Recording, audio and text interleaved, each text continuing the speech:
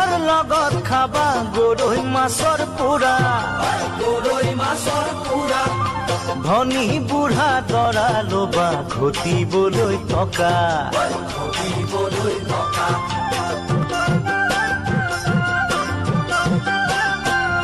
ঐ পইতা ভাতৰ লগত খাবা গৰৈ মাছৰ পোৰা